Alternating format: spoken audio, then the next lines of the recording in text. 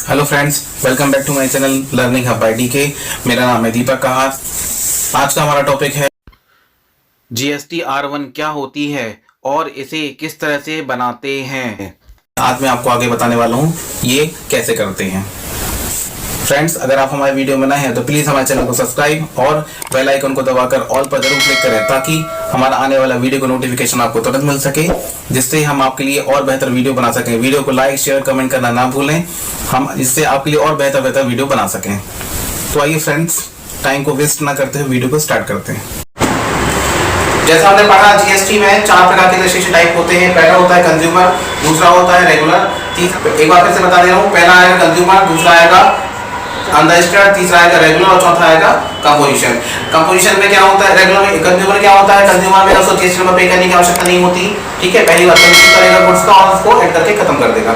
दूसरा registration type unregistered person कौन होते हैं, जिसका ईयरली टर्नओवर 20 करोड़ के अंदर होता है, 20 लाख रुपए के अंदर होता है और उसे जीएसटी नंबर लेने की आवश्यकता नहीं होती है। रेगुलर में क्या होता है, रेगुलर में बहुत सारे रूल्स रेगुलेशन होते हैं जो रेगुलर पर्सन को फॉलो करने होते हैं, जिसमें सबसे पहले आता है उसका ईयरली टर्नओवर 20 लाख रुपए से अधिक होना चाहिए। ठीक है, उसे जीएसटी नंबर लेना कंपलसरी है और जीएसटी रिटर्न भी उसे फाइल करनी होती है। तो ये सारे इसके रूल्स रेगुलेशन के अंतर्गत आते हैं। और कंपोजिशन में भी यही होता है, कंपोजिशन का भी जो टर्नओवर होता है वो 20 लाख से अधिक होता है और 1.5 करोड़ रुपए के अंदर होता है।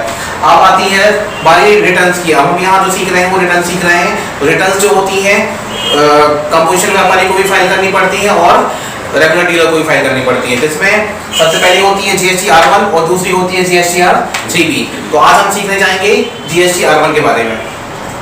जीएसटी R1 क्या होती है? जीएसटी R1 में ओनली सेल का डेटा होता है। हम एक महीने में जितना भी गुड सेल करते हैं, चाहे वह B2B वाली पार्टी को सेल करें, चाहे B2C स्मॉल को करें, चाहे B2C कंज्यूमर को करें, तो उसमें क्या होता है, ऑल सेल की डिटेल होती है और हमें उसमें यहाँ पर शो करनी होती है। तो हम अपनी बुक्स में टैली में जो एंट्रीज करते हैं वहाँ पे हमें डिफाइन करना पड़ता है। जो हम टैक्स रेट फॉर सेल करेंगे, मान लेते हैं हम 5, 12, 18 और 28, जो भी इन चारों टैक्स रेट में से हम जो टैक्स रेट का गुड सेल करेंगे उसकी एंट्रीज हम यहाँ पर करेंगे। तो हम यहाँ लेजर में डिफाइन करेंगे, सेल टैक्सेबल डिफाइन करेंगे, अगर लोकल है तो लोकल और अगर इंटरस्टेट है तो इंटरस्टेट, दोनों सेल हम यहाँ पर डिफाइन करेंगे। उसके अकॉर्डिंग हम यहाँ पर जीएसटी के लेजर क्रिएट करेंगे, सीजीएसटी, एचजीएसटी और आईजीएसटी क्रिएट करेंगे। उसके बाद हम यहाँ पर आगे आते हैं।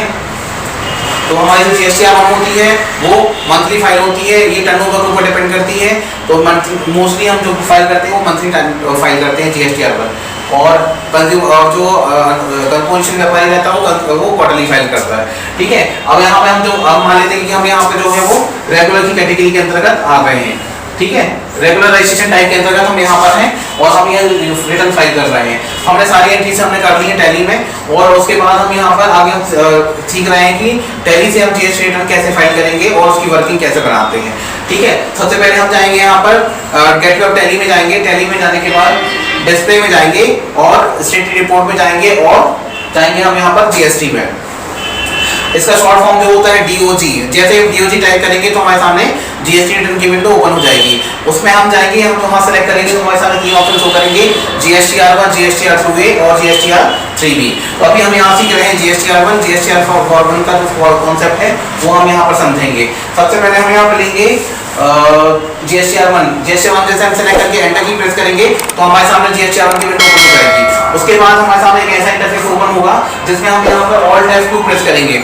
अब हम यहाँ पर जिस भी मंथ की रिटर्न फाइल करना चाहते हैं तो उसका पीरियड हम यहाँ सेलेक्ट करेंगे। फॉर एग्जांपल हम मान लेते हैं अप्रैल मंथ की रिटर्न फाइल कर रहे हैं तो हम यहाँ पर ऑल टैब करके 1/4 से लेकर 30/4 तक का डेट सेलेक्ट करेंगे और एंटर की प्रेस करेंगे। तो हमारे सामने एक महीने में अप्रैल मंथ में जितनी भी रिटर्न होंगी वो हमारे सामने शो कर देंगी। जैसे शो करेंगी तो हमारे सामने अगर मान लो एक महीने में हमने 10 सेल करी होंगी, 50 सेल करी होंगी, 1000 सेल करी होंगी, जितने भी सेल करी होंगी तो हमारे सामने वो शो कर देंगी। चाहे वो हमने पार्टी B2B को सेल किया हो, चाहे B2C को सेल किया हो या B2C लार्ज को सेल किया हो तो भी हमारे सामने शो कर देगा। उसके बाद हमारे सामने विंडो ओपन होगी जिसमें हमारे सामने शो करेगा, अगर हमने B2B वाली पार्टी को सेल किया है तो शो करेगा और B2C स्मॉल को किया है तो शो करेगा, B2C लार्ज को किया है तो वो शो करेगा। उसमें हमारे सामने शो होगा। सबसे पहले हम वहाँ देखेंगे हमारे सामने 4 प्रकार के वो ऊपर शो होते हैं, जिसमें हम सबसे पहले देखेंगे incomplete mismatch in information to be resolve. ये हमारे सामने ऑप्शन शो करेगा। इस ऑप्शन के सामने हमें देखना है यहाँ पर हमारा 0 शो होना चाहिए। अगर 0 शो नहीं होता है तो इसका मतलब ये है कि हमारी जो इनवॉइस जो हमने एंट्रीज की है, या तो उसमें कोई एरर रह गया है। अब वो एरर ऐसी हो सकती है, या तो हो सकती है जीएसटी से रिलेटेड, या तो वो वहां ऐसे डिस्प्ले करेगा जो भी एंट्रीज होगी, आप एंटर की प्रेस करेंगे तो आपके सामने वहां सब शो करेगा कि जीएसटी मिसमैच। अगर आपने किसी पार्टी का जीएसटी में गलत एंटर कर दिया है, क्लिनिकल मिस्टेक हो जाती है, जहां पे ए होना चाहिए वहां बी लिख दिया, बी होना चाहिए ए लिख दिया, या फिर 0 होना चाहिए तो वहां ओ लिख दिया। इस तरीके के एरर हम जब करते हैं एंट्री तो उसमें हो जाती है। तो अगर जीएसटी मिसमैच होगा तो वहां पे शो कर देगा आपका कि यहाँ पर जीएसटी नंबर में गड़बड़ है। अगर मान लो दूसरी गलती हो जाती है टैक्स मिसमैच, टैक्स मिसमैच लिखा रहेगा तो समझ जाना कि आपने टैक्स में मिसमैच किया है। फॉर एग्जांपल यदि मान लेते हैं आपने 18% की एंट्री करी है और 9% की जगह आपने 28 वाला 14% वाला सीजीएसटी एचएसटी सेलेक्ट कर दिया तो भी वहां पर मिसमैच ले लेगा। इन केस अगर आपने सेल्स की भी आप कोई गुड सेल कर रहे हैं तो आपने सीजीएसटी एचएसटी लगाया और आपने सेल्स चार्ज नहीं किया तो क्या होगा, वहां पे भी वो आपका मिसमैच टैक्स अमाउंट वहां डिफर करेगा। तो ऐसे एरर आपके सामने वहां शो करेगा टैली में। तो आपको यहाँ क्या करना पड़ेगा दोस्तों, देखना पड़ेगा कि आपने एंट्री में कहाँ गड़बड़ की है, तो उस एंट्री को आपको यहाँ पर मॉडिफाई करना पड़ेगा और सुधारना पड़ेगा। उसके बाद जब आपकी एंट्रीज पूरी सुधर जाएंगी, सब कुछ सही हो जाएगा, तो यहाँ पे जब आप देखेंगे सुधारने के बाद यहाँ पे इनकम्प्लीट और mismatch of in information to be resolve के सामने यहाँ पर 0 वैल्यू शो होगा। 0 लिखा आएगा तो आपको समझ जाना कि आपकी एंट्रीज पूरी सही है, कहीं पे कोई मिस्टेक नहीं है। उसके बाद हम आगे बढ़ते हैं, यहाँ पे हमारा शो करेगा सीएल नंबर में आएगा यहाँ पे और पार्टिकुलर वाउचर काउंट और टैक्स वैल्यू और इनवॉइस वैल्यू और शो करेगा हमारे सामने। तो यहाँ पे हम सबसे पहले देखेंगे B2B में जाएंगे, यहाँ पर देखेंगे इनवॉइस काउंट। फॉर एग्जांपल हम मान लेते हैं कि हमारी 30 इनवॉइस है टैक्सेबल वाली। उसके बाद अब आगे बढ़ते हैं, टैक्सेबल वैल्यू हमारे यहाँ जो भी वैल्यू रहेगी वो हमारे यहाँ पर शो करेगी। उसके बाद टैक्स वैल्यू आएगी हमारी और इनवॉइस वैल्यू हमारे सामने मॉनिटर स्क्रीन पर हम जब देखेंगे तो हमारे सामने ये शो करेगा। उसके बाद हम आगे बढ़ते हैं, अगर B2C लास्ट की कोई इनवॉइस होती है तो वो भी हमारे यहाँ शो करती है। उसके बाद आगे बढ़ेंगे तो B2C स्मॉल की एंट्रीज जो रहेंगी तो इसमें ओनली क्या होता है, जब हम स्क्रीन में देखते हैं तो टैक्स वैल्यू भी होती है, टैक्स की वैल्यू भी होती है, सीजीएसटी एचएसटी आईजीएसटी और सेस वैल्यू, सारी चीजें हमारे सामने शो करती है। बट जब हम इसको एक्सपोर्ट करते हैं तो उस समय हमारे सामने ओनली टैक्स वैल्यू और टैक्स रेट आती है। अब मैं आगे बता देता हूँ उसके आगे आपको क्या करना है। अब यहाँ पे जाएंगे हमारे सामने तो अपन इसके बारे में यहाँ पर ऑल्ट ई प्रेस करेंगे या फिर बटन की से हम यहाँ पर जीएसटी रिटर्न एक्सपोर्ट का ऑप्शन आता है, वहां पर हम क्लिक करेंगे तो हमारे सामने एक्सपोर्ट का ऑप्शन आएगा। हम उसके बाद हम एंटर की प्रेस करते हुए एक्सपोर्ट करा देंगे। अब एक्सपोर्ट हम जब करेंगे तो वहां पर हमारे सामने 2 ऑप्शन आते हैं, एक आता है हमारा एक्सेल फॉर्मेट में आता है और दूसरा आता है जीएसएन फॉर्मेट में। जब हम इसको एक्सेल फॉर्मेट में करते हैं, जब एक्सेल फॉर्मेट में करेंगे तो वो हमारे समझने लायक होगा। और एक ऑफलाइन जीएसटी का एक ऑफलाइन यूटिलिटी पोर्टल होता है, उस यूटिलिटी पोर्टल में हमें उसको कॉपी करके पेस्ट करके बनाना पड़ता है, तब जाके वो हमारा रिटर्न लेता है, नहीं तो नहीं देता है। और दूसरी कंडीशन ये होती है कि यही जब हम एक्सपोर्ट कर रहे होते हैं तो एक्सपोर्ट के सामने हमारे सामने एक बार हम एस्केप की प्रेस करके करते हैं, जो हमारे पर फॉर्मेट में आता है। फॉर्मेट में जब हम देखेंगे वहाँ पर एक जीएसएन करके एक फॉर्मेट आता है, जीएसएन फॉर्मेट में हम क्या करेंगे, उसको सेलेक्ट करके एक्सपोर्ट कर देंगे। जीएसएन फॉर्मेट को एक्सपोर्ट करके एक्सपोर्ट करेंगे तो वो क्या होगा कि हमारी फाइल एक्सपोर्ट हो जाएगी और उस फाइल को हम एक्सपोर्ट करके या तो मेल कर देंगे या फिर हम जीएसटी पोर्टल में अपलोड कर देते हैं तो हमारी जीएसटी R1 फाइल हो जाती है और जितना भी हमारा डेटा रहता है वो सारा एक्सपोर्ट होकर जीएसटी पोर्टल में चला जाता है। उसके बाद आगे हम पढ़ते हैं, अभी हम यहाँ लर्निंग पर्पस से कर रहे हैं तो हम यहाँ क्या करेंगे, एक्सपोर्ट करेंगे और एक्सेल फॉर्मेट में रखेंगे। एक्सेल फॉर्मेट में करेंगे और उसके बाद हम एंटर की प्रेस करेंगे तो हमारे सामने विंडो ओपन हो जाएगी जिसमें सारे हमारे ऑप्शन आ जाएंगे। जिसमें सबसे पहले हमारे सामने शो करेगा B2B इनवॉइसेस का, ठीक है, B2B इनवॉइसेस का शो करेगा और B2B इनवॉइसेस में सबसे पहले आएगा हमारा टाइप शो करेगा, सबसे पहले हमारा शो करेगा जीएसटी नंबर शो करेगा। उसके बाद आप जितनी भी आपने सेल की होगी B2B वाली पार्टीज की, उन सारी B2B वाली पार्टीज का जीएसटी नंबर शो करने लगेगा। उसके बाद हमारी इनवॉइस वैल्यू शो करेगी, इनवॉइस नंबर शो करेगा, इनवॉइस डेट शो करेगी और उसके बाद इनवॉइस वैल्यू आएगी। प्लेस ऑफ सप्लाई, जिस भी स्टेट में हमने यहाँ कुछ पार्टी को सेल किया होगा वहाँ पर ये सप्लाई यहाँ पर उसका स्टेट शो करेगा। उसके बाद यहाँ पर हमारा आएगा इनवॉइस टाइप आएगा कि हमारी पार्टी जो हमने सेल किया उसको रेगुलर टाइप है या जो भी रजिस्ट्रेशन टाइप होगा यहाँ पर शो करेगा। उसके बाद टैक्सेबल वैल्यू लेंगे हम तो उसके बाद हमारे सामने आएगी इनवॉइस वैल्यू और यहाँ पे आएगी टैक्सेबल वैल्यू, ठीक है, और सेस अमाउंट आएगा। इसके बाद इस तरीके से हमारा शो करता है और आगे हम बढ़ते हैं।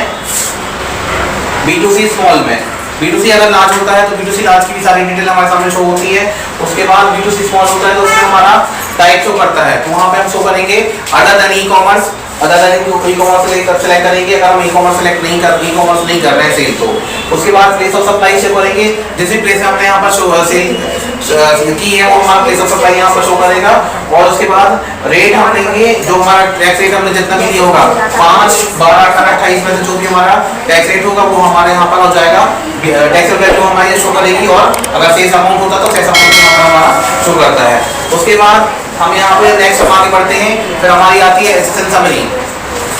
एचएसएन समरी में हमारा जो भी हम गुड सेल कर रहे हैं उस गुड्स का एचएसएन कोड होता है। सबसे पहले एचएसएन कोड आता है, उसके बाद हमारा आता है डिस्क्रिप्शन, उस जो भी हम सेल कर रहे हैं उस गुड्स का हमारे यहाँ पर डिस्क्रिप्शन आता है। उसके बाद हम यहाँ पर यूक्यूसी कोड आता है, जो भी हम क्वांटिटी में गुड सेल करते हैं। फॉर एग्जांपल यदि मान लेते हैं हम शुगर सेल कर रहे हैं तो हम केजी में सेल करेंगे। अगर हम मोबाइल सेल कर रहे हैं तो हम नंबर्स में सेलेक्ट करेंगे। और यदि हम कोई दूसरा ऐसा आइटम है, अगर हम ऑयल सेल कर रहे हैं तो उसे हम लीटर में सेल करते हैं, तो जो हम यूकेसी डिफाइन करते हैं तो वो हमारी एक्सपोर्ट होके यहाँ पर शो करती है, नंबर्स में आती है। उसके बाद हमारा आगे बढ़ते हैं तो यहाँ पे टोटल क्वांटिटी आती है। एक महीने में हमने जितना भी गुड सेल किया होगा उसकी क्वांटिटी हमारी यहाँ पर शो करेगी। और उसके बाद हमारा टॉप टैक्सेबल वैल्यू आती है, ठीक है। उसके बाद हमारी टोटल वैल्यू आती है।